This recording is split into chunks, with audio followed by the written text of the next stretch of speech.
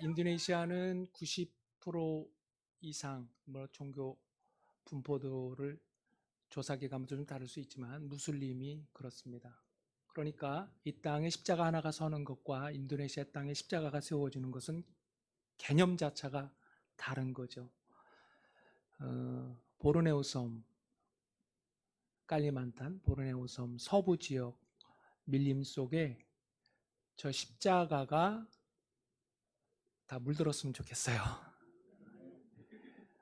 근데 거기는 다약 쪽, 아까 우통 후딱 벗고 계셨던 분들이요. 인도네시아는 300종족 이상이 살고요. 300종족 이상이 종족의 언어를 사용합니다. 아까 그분이 다약 쪽의 오리지널이에요. 그게 그렇게 사세요. 지난번 십자가를 달라고 갔다가 이제 SUV 차량이면 사륜 구동이라 힘이 세잖아요. 그런데 못 들어갔어요. 아까 그 차 한 대 앞에서 이렇게 찍은 거 있죠. 거기서부터 오토바이를 빌려 타고 십자가를 어깨에 메고 들어가야 되는데 무릎 이상까지 진흙볼, 비가 오면 그렇거든요. 거기까지 차이기 때문에 그 교회 전도사님 23살 정도밖에 안 되셨어요. 자카르타에서 신학교 졸업하고 거기까지 들어가서 사역을 하는 거예요.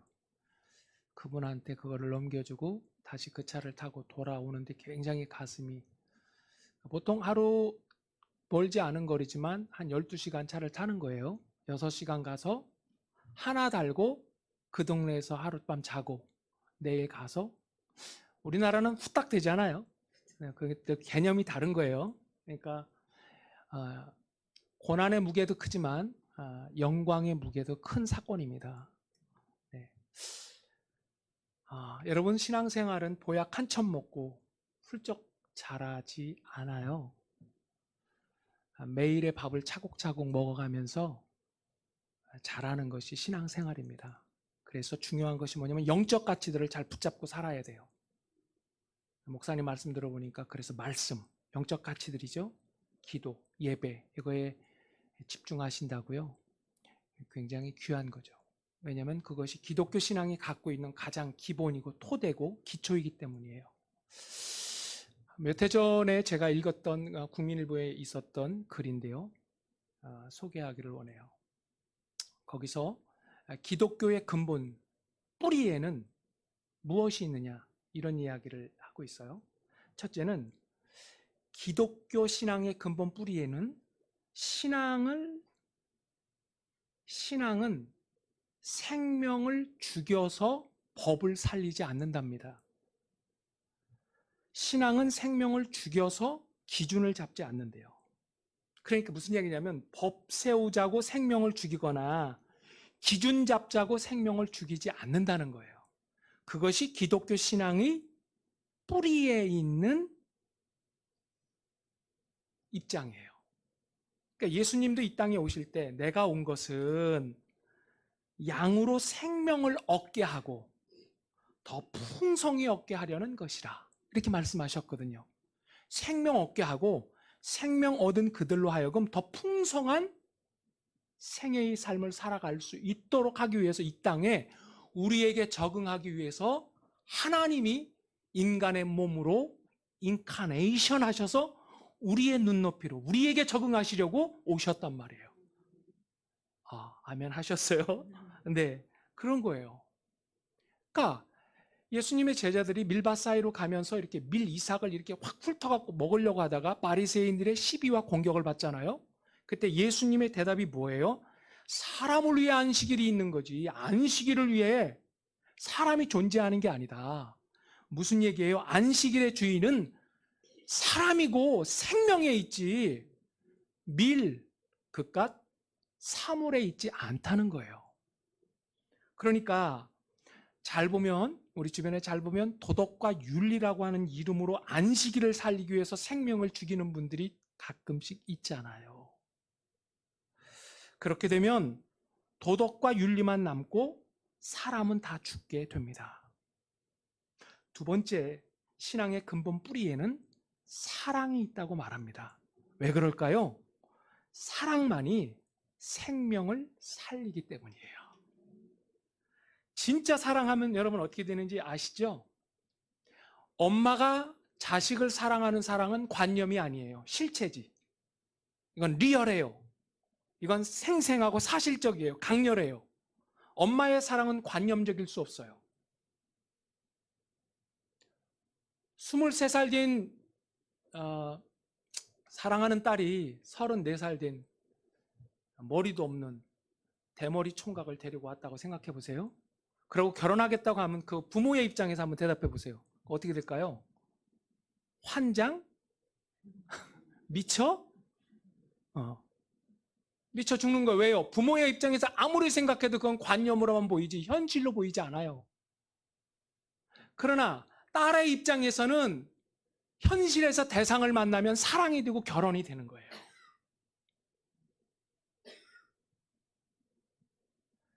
어떻습니까? 이 땅에 폐역무도한 분들이 얼마나 많아요. 오늘도 사건이 얼마나 많습니까? 그러나 그들을 관념으로 볼 때는 다 죽여야 될 대상이지만 사랑의 대상으로 보면 그들도 다 살려내야 할 대상이죠. 그러니까 사랑이 그렇게 중요해요. 사랑만이 생명을 살려낼 수 있기 때문입니다. 바리새인들이 왜 나쁜 사람이냐? 바리새인들은 자신의 신앙을 주변 사람들을 살리는 데 사용하지 않고 자신을 증명하는 데 사용했기 때문에 예수님으로부터 독사의 자식들이라는 말을 듣게 된 거예요. 이 사람들의 신앙은 처음부터 대상을 사랑하는 마음이 없기 때문에 살려낼 수 있는 힘도 없어요. 그래서 아브라함 조슈아 헷셀이라고 하는 분이 이런 말을 했어요. 오리지널로 태어나서 카피로 사랑하는 인생이 타락한 인생이다. 그 대표적인 집단이 누구냐? 바리새인이라는 거예요. 바리새인은 이스라엘 사람들 가운데 가장 완벽한 집단이에요. 말씀을 소유했어요. 그들은 성전도 소유했어요. 그들은 율법도 소유했어요. 그들이 율법을 해석하면 그대로 믿어야 돼요. 그렇게 완벽한 집단이었지만 진짜 생명이 없으니까 어떻게 돼요? 카피로 살아가는 타락한 인생이 되잖아요. 그러니까 이 회칠한 무덤들아, 누가 말씀하셨어요? 예수님이 말씀하셨어요. 그러니까 사실 교회의 위험은 뭐냐면 하나님의 사랑에 한 번도 자신의 삶을 맡겨본 경험이 없는 분에게 교회 사역을 맡기는 게 위험해요. 지금 소통되고 있는 거죠, 여러분? 네. 왜 그런 거예요? 생명으로 이끌어내지 못하기 때문입니다. 대상을 사랑하는 마음이 없기 때문에 살려내는 힘이 없어요. 그러면 진짜 사랑은 어떤 거예요? 이런 거예요. 진짜 사랑은 제가 재밌는 글을 읽었는데요. 사랑에는 오직 너만이라고 하는 유일성이 있대요. 유일성. 진짜 사랑하게 되면 너만 보이는 거예요. 그래서 진짜 사랑하게 되면 부재의 아픔을 경험한대요. 진짜 사랑하는 사람이 내 앞에 있지만 없는 것 같은 느낌이 있는 거예요. 아, 얘를 내일 못 만나면 어떡하지? 다음에 못 만나면 어떻게 될까? 이런 마음이요. 부재의 아픔을 경험한다는 거예요. 여러분 혹시 하숙집 아줌마와 엄마의 차이를 아십니까? 생각해 보세요. 하숙집 아줌마는요, 절대로 간섭하지 않아요. 하숙집 아줌마는 세련됩니다. 새벽 3시까지 컴퓨터 게임을 해도 하숙집 아줌마는 절대 호통치는 일도 없고 화내는 일도 없습니다. 엄마와 하숙집 아줌마의 차이는 뭘까요? 하숙집 아줌마는 세련되고 쿨하지만 생명을 살려내지 못한다는 거예요. 교양미가 넘치고 세련미가 넘치는 언어로 말합니다. 언제나 새벽 3시까지 컴퓨터를 해도 학생 앉아나? 전기세 많이 나와. 이게 하숙집 아줌마의 모습이에요. 그러나 엄마는 어때요? 처음부터 반응이 달라요. 이런 우라질 놈아! 지금 뭐 하고 있어? 네 몸 상하면 어떻게 할 거요? 이게 엄마의 반응입니다.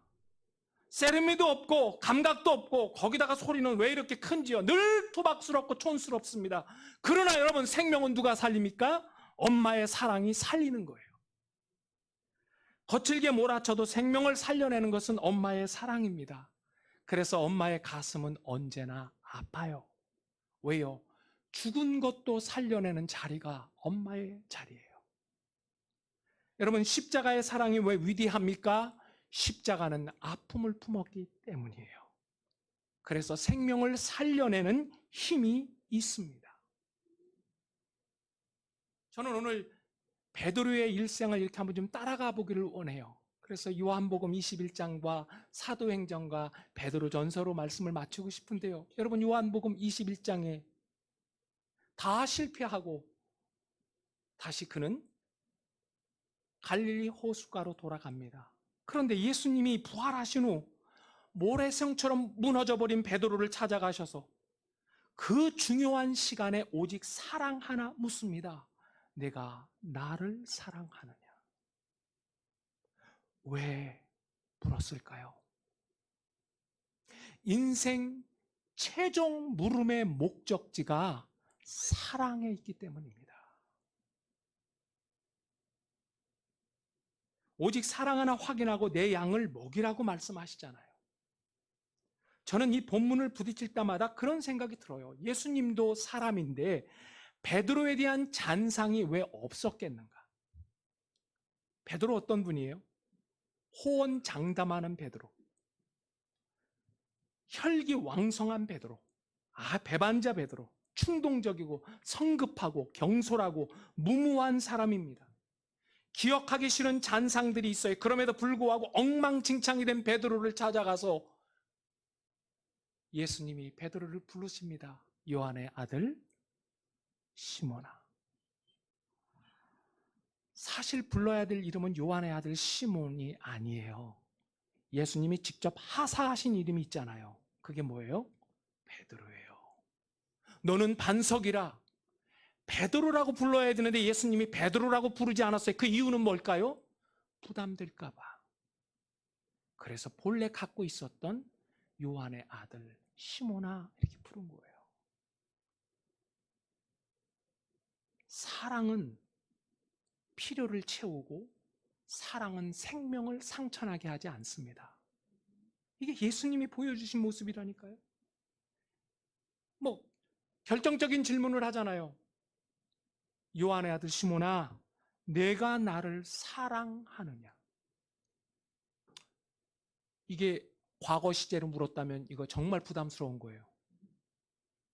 내가 나를 진짜 너 그때 나를 사랑했니? 이렇게 물으면 베드로는 죽음이에요. 그런데 예수님은 지금 현재 시제로 묻고 있는 거예요. 요한의 아들 시몬아, 내가 나를 지금 사랑하니? 그거는 대답할 만하거든요. 그거는 해볼 수 있거든요. 네. 제가 주님을 사랑하는 줄 주님이 아십니다. 그때 나는 주께 대답했네. 내가 주를 사랑하는지 주님께서 아십니다. 주님께서 내 마음을 아시리. 왜 현재 시제로 물었을까요? 부담 갖지 말라고.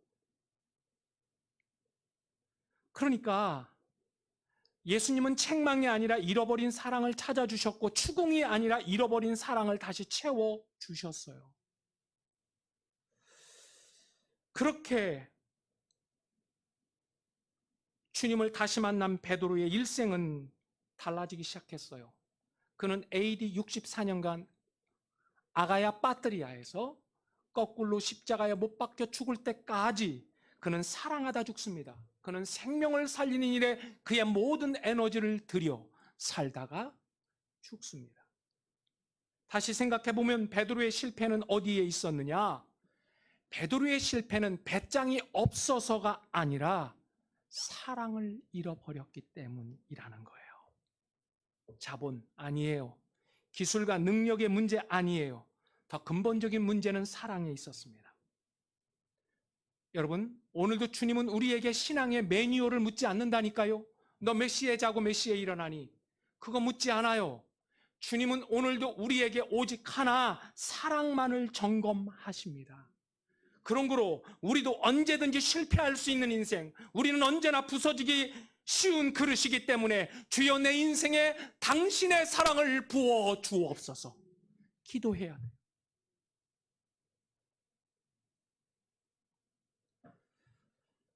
인생의 전성기를 원하시나요? 신앙의 부흥기가 있기를 원하시나요?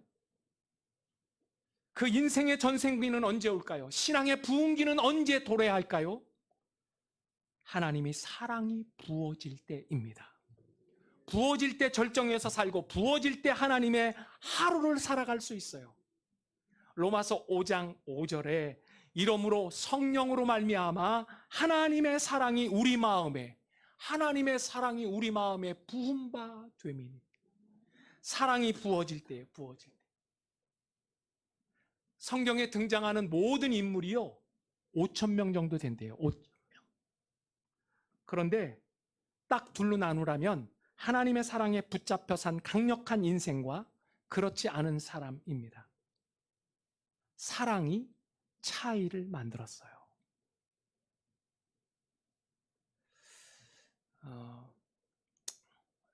저는 개인적으로 이어령 교수님을 좋아하는 것 같아요. 그분의 글이 너무 좋고, 그분이 그 우물을 판 사람이라는 책에서 우리가 다 아는 이야기죠. 인간은 태어날 때 강보에 쌓이고, 강보도 천입니다. 천.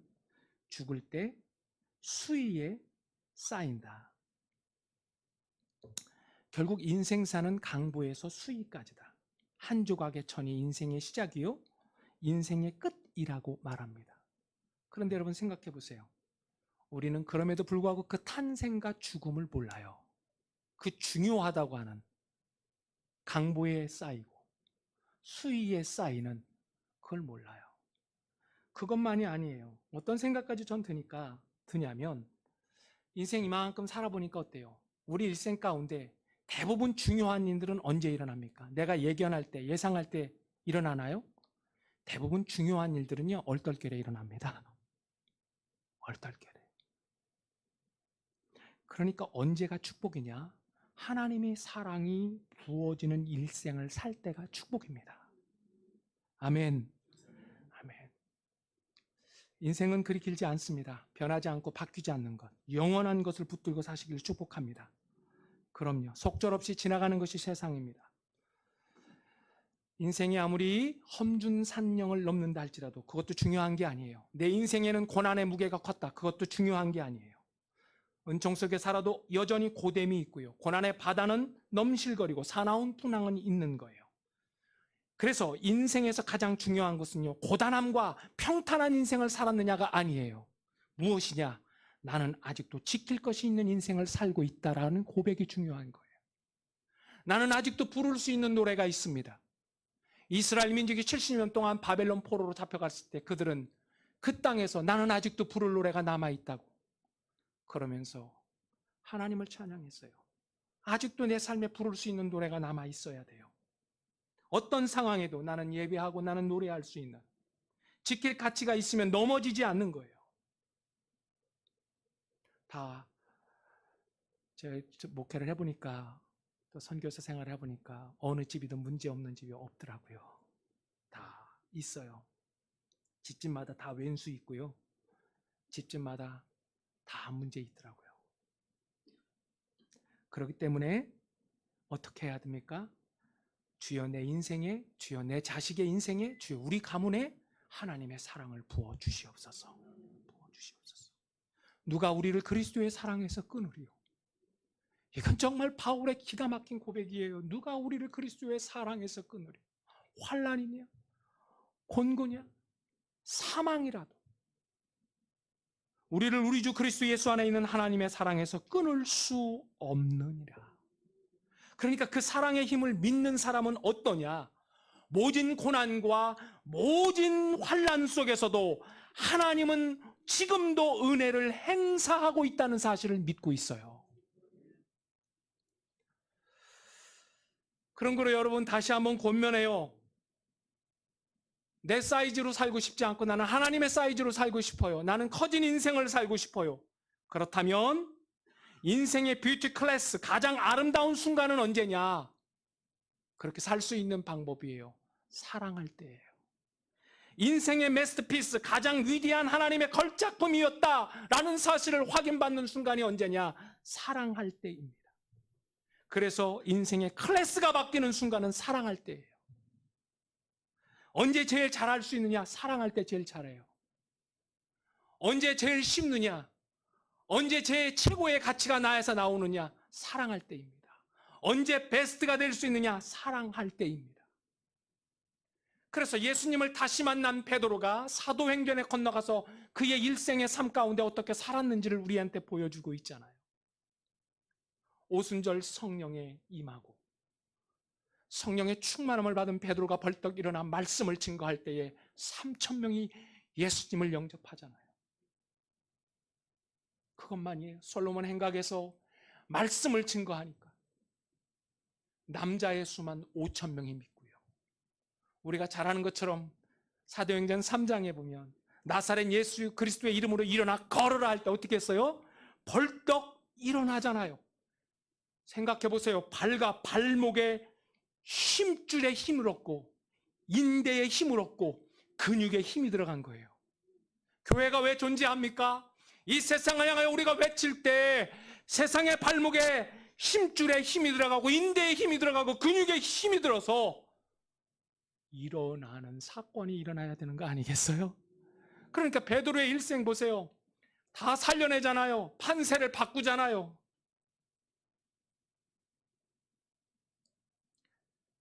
그래서 살리는 것은 사랑이에요. 우리에게 하나님께서 주신 특권이 있습니다. 우리에게 하나님께서 주신 은혜 있습니다. 그거 갖고 뭐 할 거냐? 사랑으로 생명 살리는 삶을 살아야 합니다. 저는 오늘 이 한마음 교회가 모든 성도들이 이 교회는요, 나를 위해 존재해 주세요라고 고백하는 것이 아니라 언제나 세상을 향해 서 있는 교회이기를 축복합니다. 나만을 위해 존재해 주세요, 목사님. 이 교회는 나를 위해 존재해 주세요. 그렇게 외치기 시작하면 그때부터 교회는 기복적인 신앙으로 빠져들 확률이 매우 높다는 거예요. 여러분, 기독교 신앙은 한마디로 감각의 회복이에요. 오감의 회복이에요. 진짜 생명이 내 안에 들어오고 사랑이 부어지면 삶의 모든 영역에서요, 감각이 살아나기 시작해요. 헌신이 두렵지 않아요. 봉사가 두렵지 않아요. 내 삶을 드리는 것, 내 삶을 내어놓는 것에 대해서 조금도 계산하지 않아요. 왜? 하나님 나라의 주인은 기쁨으로 일할 줄 알기 때문이에요. 베드로에게 이런 사랑이 어디서 나왔느냐? 하나님이 사랑 부어주시니까. 왜 힘든 거예요? 사랑 없이 일하기 때문에 힘든 거예요. 지성에는 비판과 분석은 있어도 사랑은 없대요. 여러분, 누가 나라를 구합니까? 사랑하는 사람이죠. 누가 아기를 키웁니까? 사랑하는 엄마가 키워요. 누가 교회를 지킵니까? 사랑하는 성도가 교회를 지키는 거죠. 2019년 11월 12일 중앙일보에 나온 기사 내용을 인터넷에서 봤는데, 그 신영균 장로님 아시죠? 영화배우 신영균 장로님, 빨간 마구라 하고 미워도 다시 한번, 그분이 보니까 500억을 기증했대. 500억. 좀 놀라세요. 500억. 죽을 때 관 속에 성경책 한 권만 딱 넣어주세요. 예인교회 장로님이실 거예요. 지금 올해 한 94세 정도 되셨을 거예요. 이게 뭡니까? 차이는 뭐예요? 사랑이에요, 사랑. 여러분, 지선아 사랑해. 이 지선자매 기억하시나요? 이 지선자매. 이렇게 불에 타갖고 55도의 화상을 입었어요. 상반신이 다 탄 거예요. 하체에서 허벅지까지 다 탄 거예요. 55%. 3도 화상이에요. 불탄 상태가 어느 정도냐면 흐느흐느한 살과, 거기 나오는 그대로 말하면 흐느흐느한 살과 노란 지방 덩어리와 드러난 뼈들, 몸뚱아리가 너무 까맣게 타버려서 껴안을 수조차 없었다. 모든 사람들이 밀레니엄 시대가 왔다고 고백할 때 2000년 7월 30 음주운전 뺑소니의 7중 추동사고로. 그런데 놀라운 것은 그가 말하고 있는 삶의 주제는 뭐냐? 사랑이 있어요. 가해자의 얼굴을 알지 못하기 때문에 미워한 마음이 없는 것이 감사하대요. 다리의 근육을 목으로 이식하다 보니까 목에서 이렇게 털이 나는 거예요. 털이 붙어 있어서 바람결을 느낄 수 있어서 감사하대요. 그는 알 수만 있으면 하나님의 사랑을 말합니다. 종지와 같은 자신의 삶에 드리워진 그분의 사랑 이야기를 끊임없이 세상을 향해 외치고 싶은 거예요. 한 생명이라도 주께로 더. 그것이 내 인생의 목적이라고.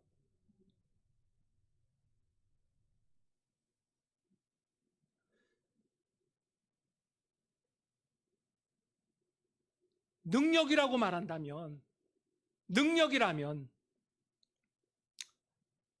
이완용이 김구보다 낫습니다. 동시대 사람이고 이완용이 18살 많아요. 능력으로 친다면 이완용입니다. 대한제국 제1대 총리였고, 학부 대신 교육부 장관이었고, 외무 대신 외무부 장관이었고, 그것만이 아닙니다.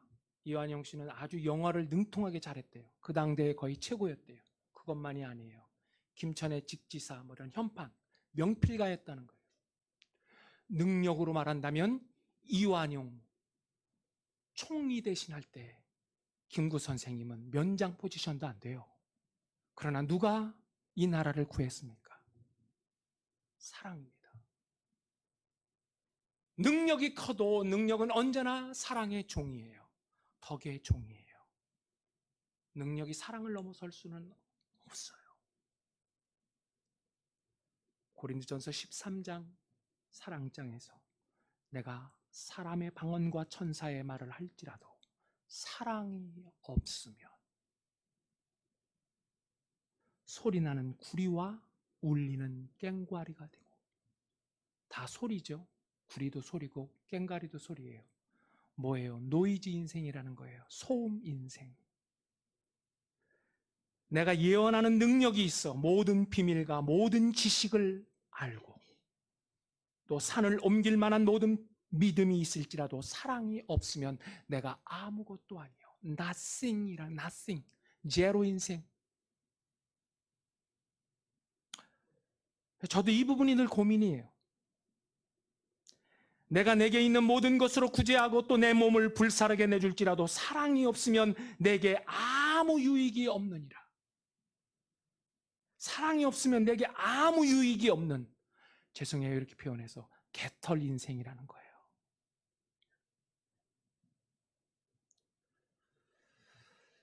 그 사람이 어떤 사람인지를 알려면 그 사람이 힘을 사용하는 걸 보면 알 수 있어요. 그 사람에게 힘을 줘보면 그 힘을 어디다 사용하는지를 보면 그 사람을 알 수 있어요. 그래서 사람은 금방 알 수 없어요. 열매로 그 사람을 평가할 수 있어요. 생명을 살리는 곳에 힘을 쓰는지 죽이는 곳에 힘을 사용하는지. 상처 입은 치유자의 저자 헨리 나우에는 내가 하나님께 속했나 사람에게 속했나를 알 수 있는 시금석이 있습니다. 내가 몰두하는 것을 보면 알 수 있다. 보십시오 여러분, 베드로 한 사람을 통해서 시대의 난제가 해결되잖아요. 그 동네, 그 지역, 그 도성이 놀라운 일들이 일어나잖아요. 결핍의 자리에 하나님의 영광과 권능을 심죠. 그 시대가 갖고 있는 그 상식이라는 선이 있잖아요. 그 상식을 믿음으로 그냥 깨뜨려 버리잖아요. 우리가 오늘도 신앙생활하지만 이 세상과 부딪히는 지점이 어느 지점이에요? 안 될 것 같은 그 불안한 지점이 있거든요. 그럴 때 믿음 없는 우리는 어때요? 세상 쪽으로 탑승한다고요. 비슷하게. 근데 지금 베드로는 그걸 깨버리잖아요. 안 될 것 같은 불안한 경계선을 믿음으로 선포하면서 하나님의 영광이 거기에 심어지고 결핍의 자리에 하나님의 능력이 심어지잖아요. 하나님의 나라가 임하잖아요. 이게 영향력이에요. 그래서 진짜 진정한 영향력은요, 세상을 변화시키는 영향력은 우리가 끼치는 것이 아니라 다른 사람이 알아채는 거래요. 아, 저 교회는.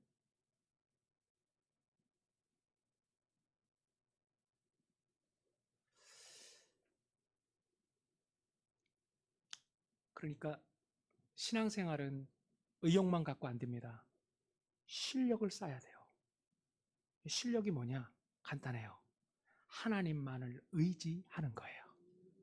하나님만을 의지하는 거예요. 누구나 다 할 수 있는 거예요. 제가 2011년 인도네시아를 갔어요. 12월 9일 날 눈이 펑펑 오는 날 새 아이를 데리고 5살, 8살, 12살짜리. 인도네시아를 몰랐어요. 저는요, 발리가 인도네시아 속해 있는지도 몰랐어요. 알았으면 못 갔을 거예요, 진짜. 이제 산인교회를 갔는데, 놀라지 마세요. 23년 된 교회에 제가 17번째 목회자로 간 거예요. 좀 놀래요, 놀래. 어떻게 놀래질 않냐. 얼마만큼씩 장로님 바뀐 건지 대충 오시잖아요. 23년 된 교회.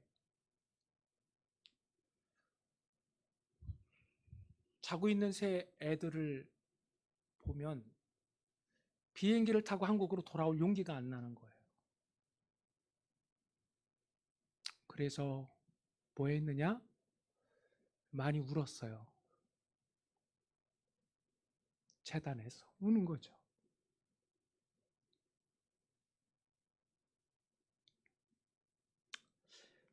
간증이 너무 많아가지고 다 설명해 드리기가 어려운데 어쨌든 그 얘기는 하는 게 좋을 것 같아요. 1부 때도 말씀드렸는데 이렇게 주일날 꼭 한 달에 한 번씩만 와서 예배를 하시고 가시는 자카르타에서 하시는 분이 계시는 거예요. 인사도 안 하고 뭐 밥도 안 먹고 그냥 예배 한 번 드리고 가는데 전화가 왔어요. 그래갖고 한국 식당에서 만나자 그래서 만났죠.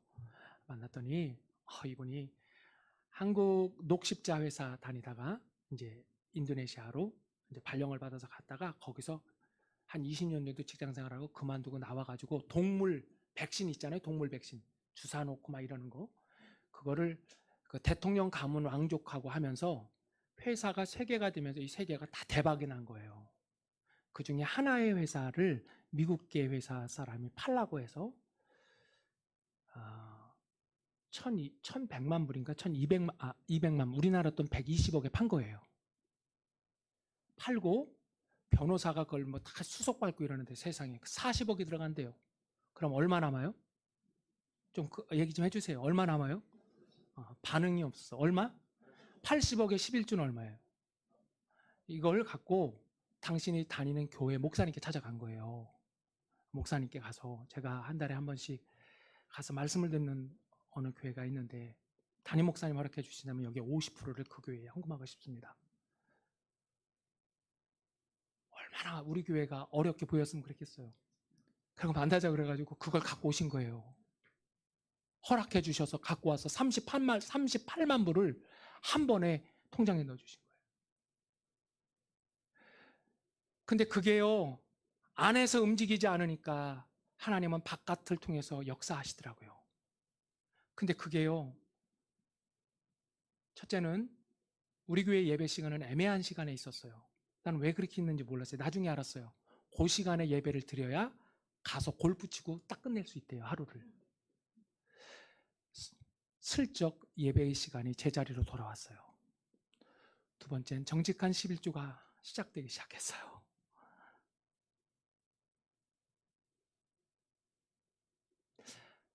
8년 한인 교회하고 제가 나올 때 한 거는 그 돈 모아서 알뜰하게 해서 조그마한 건물 하나 마련하고 사임했어요.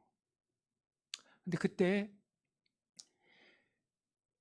박채영 장로님이라고 라탄 바구니 만드는 분이에요. 라탄 바구니. 아시죠? 라탄 바구니. 찌레 보내서 라탄 바구니 만들어 가지고 한국에다가 내놓으면 이제 권사님이 여기서 받아가지고 쫙 백화점 같은 데 하는 분인데, 거기서부터 저희 교회까지 오려면 8시간 걸립니다. 8시간. 계속 놀래주셔야 되는데 하나도 안 놀라네. 8시간 오려면요, 토요일 날 밤 12시 땅 지나면 새벽 3시를 타야 오는 거예요. 버스. 그럼 이제 제가 이렇게 막 설교를 하고 있으면 저기 땀을 뻘뻘 흘리면서 요만한 보따리 들고 하고 오세요. 들어오세요. 그럼 예배 드리고 끝나면 밥 한 술 뜨고 반찬 싸주고 굿 싸주면 그거 갖고 또 타고 8시간 걸려서 가는 거예요. 8시간 걸려서 예배하려고 오는 거예요. 8시간 걸려서. 어느 날 내가 마음이 너무 부담스러워가지고 용기를 내기로 했어요. 장로님, 장로님 여기까지 무리하실 필요가 없어요. 그 찌레분 근처에 거기 현지인 교회들도 많잖아요. 거기 나가시고 그냥 거기 예배하세요. 괜찮습니다. 뭐 이렇게 내가 이제 부담스러워서 했더니 이 장로님이 그렇게 말씀하시는 거예요. 지금도 그걸 늘 생각해요. 목사님, 은혜 받으니까요, 교회가 먼 게 아니라 우리 집이 멀대요. 우리 집이. 한 번 사랑을 만난 사람은 다시는 돌아서지 않습니다. 이게 믿는 자의 정체 의식이에요.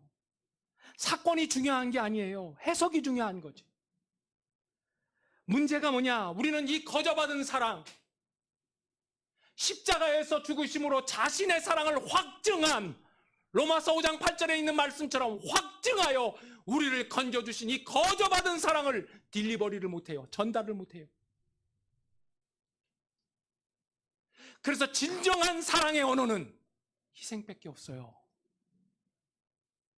하나님의 나라는 내가 희생할 때에 하나님의 나라가 임하는 거예요. 성도 여러분, 모든 물질은 다 잠재진 에너지가 있습니다. 다 열량을 갖고 있어요. 생나무가 물이 많아도 생나무 나름대로 열량을 갖고 있고요. 썩은 나무도 다 열량을 갖고 있어요. 그런데 그 물질을 가장 하찮게, 허약하게, 가치 없게, 열등하게 사용하는 것은 뭐냐? 썩히는 겁니다. 묻어두는 것, 썩히는 거예요. 쌓아두는 것, 썩히는 거예요. 조금 전에 보셨지만 거기가 인도네시아 보르네오 섬. 어르신들은 어렸을 때, 젊으셨을 때 보르네오 가고 보셨을 거예요. 거기에요, 보르네오 섬. 지금은 보르네오 섬이라고 말하지 않고 깔리만탄 섬이라고 말을 해요. 그 깔리만탄 섬에 십자가 사역을 해요. 근데 진짜 거기는 일단 기본적으로 전화가 안 되고요. 도시만 딱 벗어나면. 그 다음에 인터넷 잘 안 돼요. 아까 할 얘기가 너무 많은데 다 건너뛰고, 아까 이렇게 십자가를 달지만 교회가 이렇게 수상가옥처럼 이렇게 붕 떠 있어요. 왜 그러냐면 항상 물이 차기 때문에, 물이 차기 때문에 우기 때 들어오면. 그 부부가 갓 태어난 아기와 함께 거기서 사역하고 목회하는 거예요. 다 실을 수가 없어서.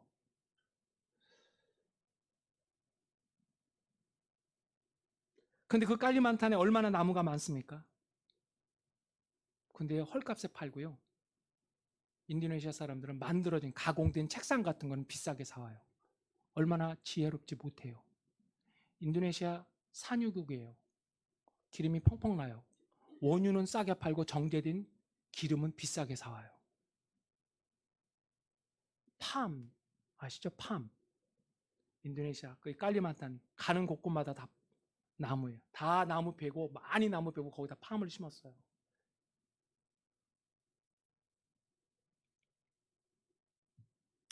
제가 드리고 싶은 말씀은 썩히는 인생이 돼서는 안 돼요.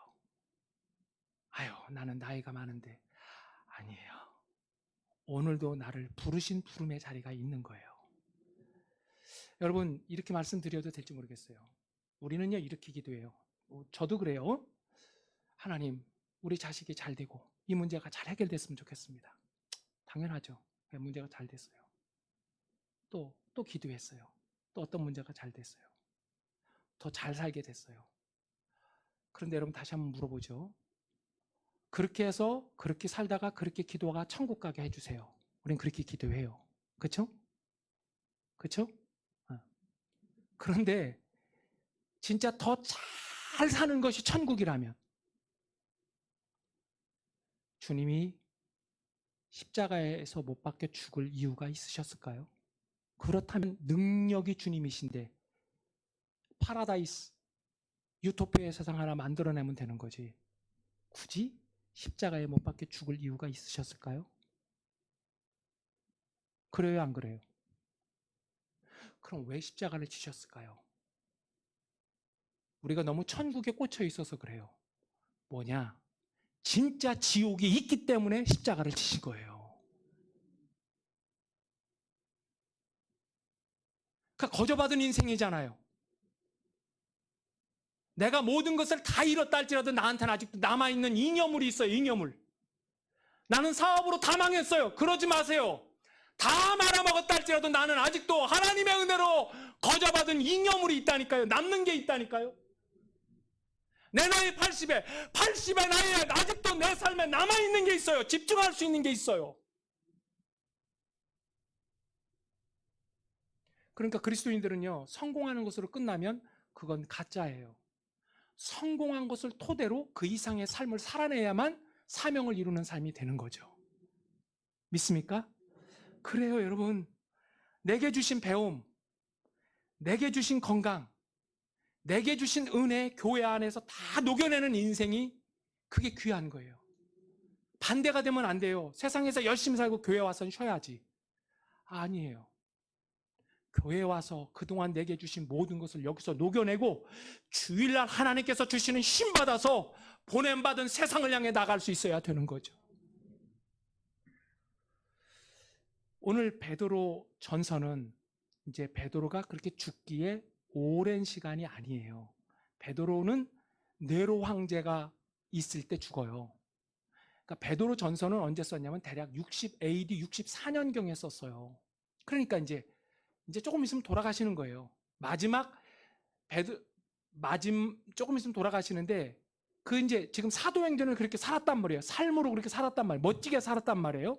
근데 이제 지금 뭐라고 말씀하시냐면 되게 중요하잖아요. 마지막 노년의 때에 말씀하시는 게 중요하잖아요. 유언과 같은 말씀인데 7절의 말씀을 보니까 만물의 마지막 가까웠다.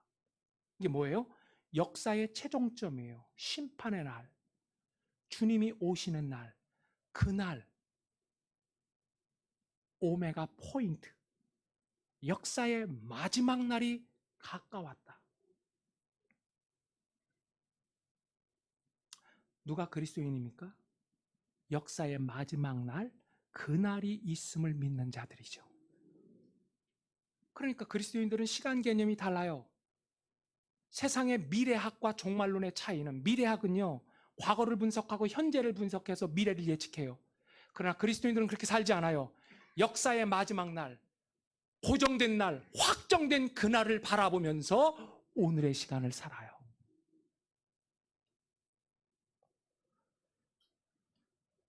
그날. 이제 우리가 생각해야 될 것이 있습니다. 우리는 본래부터 빈손입니다. 우리는 본래부터 빈몸입니다. 우리 인생의 빈 그릇에 무엇을 채울 것인가? 우리 인생의 빈 그물에 무엇을 담을 것인가? 이것만이 매우 중요한 질문입니다. 그때 베드로 사도는 이렇게 말합니다. 만물의 마지막에 가까웠으니 무엇보다 뜨겁게 서로 사랑하라. 뜨겁게 서로 사랑하래요. 사랑은 허다한 죄를 덮느니라. 베드로가 그 사랑으로 용서받았거든요. 그리고 우리도 그렇게 용서를 받았거든요. 여러분, 저는 이 시대를 이렇게 표현하고 싶어요. 여러분, 그 가수 백지영 씨 알죠? 백지영. 총 맞은 것처럼. 총 맞은 것처럼. 그 가사 혹시 아세요? 한번 들어보세요. 백지영 씨. 총 맞은 것처럼 정신이 너무 없어. 웃음만 터져 나와서 그냥 웃었어. 그냥 웃었어. 그냥 허탈하게 웃으며 하나만 묻자 했어. 우리 왜 헤어져? 어떻게 헤어져? 어떻게 구멍난 가슴에 우리 추억이 흘러넘쳐? 잡아보려 해도 가슴을 막아도 손가락 사이로 빠져나가. 심장이 멈춰도 이렇게 아플 것 같지 않아. 어떻게 좀 해줘. 날 좀 치료해줘. 가사의 내용은 남녀 사랑에 깨진 이야기입니다. 그러나 저는 그들만의 이야기가 아니라고 생각합니다. 온 세상 많은 사람들이 총 맞은 것처럼 아프고 가슴이 무너지고 심장이 터질 것 같은 사람들 투성이죠. 사랑의 깨짐, 인생의 깨짐, 관계의 깨짐, 부모 관계의 깨짐까지 살아가는 시간 속에서 당하는 수없이 많은 아픔과 상처가 있어요. 그렇다면 우리도 이 아픔과 상처로만 끝나서는 안 된다는 것입니다. 내 상처보다 다른 사람들의 아픔과 상처가 보일 때 생명을 살려내는 치유자의 삶을 살게 된다는 것이에요. 아직도 다른 사람의 상처가 보이지 않는다면 여전히 내 상처 속에 매몰되어 있기 때문입니다. 내 아픔보다 다른 사람들의 아픔이 보일 때 생명을 살려내는 치유는 시작돼요. 말씀을 마치겠습니다. 세상은 사랑을 이렇게 규정합니다. 내가 나를 사랑한다면 나도 너를 사랑하겠어. 그러나 이건 규례고 율법입니다. 내가 나를 사랑하든지 말든지 나는 너를 사랑하겠어. 이건 독선입니다. 내가 나를 사랑할 때까지 나는 너를 사랑하고야 말겠어. 이건 집착입니다. 그럼 주님이 가르쳐 주신 참사랑은 뭔가요? 내가 너희를 사랑한 것 같이 너희도 서로 사랑하라. 주님이 사랑했기에 내가 당신을 용납합니다. 주님이 나를 받아들였기 때문에 내가 당신을 이유 없습니다. 내가 당신을 사랑합니다. 수용합니다. 이것만이 그리스도의 사랑이고 이것만이 아가페적 사랑입니다. 2011년 지미 카터 대통령이 노벨 평화상을 받는 자리에서 그는 수상 소감을 이렇게 말해요. 나를 향하신 하나님의 계획은 미국의 대통령이 아니었습니다. 나를 향하신 하나님의 계획이 미국의 대통령은 아니었습니다. 미국의 대통령의 경험으로 세계를 섬기는 것입니다. 여러분, 오늘 예수님 말씀하십니다. 기뻐하고 즐거워하라. 하늘에서 너희의 상이 큼이라. 하늘에 상이 없는 사람은 불행한 사람이고 하늘의 상을 보장받고 오늘을 사는 사람은 복된 사람입니다. 이건 절대적 사랑의 확신으로부터 나오죠. 내 인생의 최종 평가의 종착역이 사랑, 그리고 그 사랑을 통해서 한 생명이라도 더 건져내는 하나님의 구원사의 역사 속에 오늘의 내가 그 자리에 있기를 소망하며 주어진 각자의 인생의 길을 살아가지 않겠습니까? 기도하겠습니다.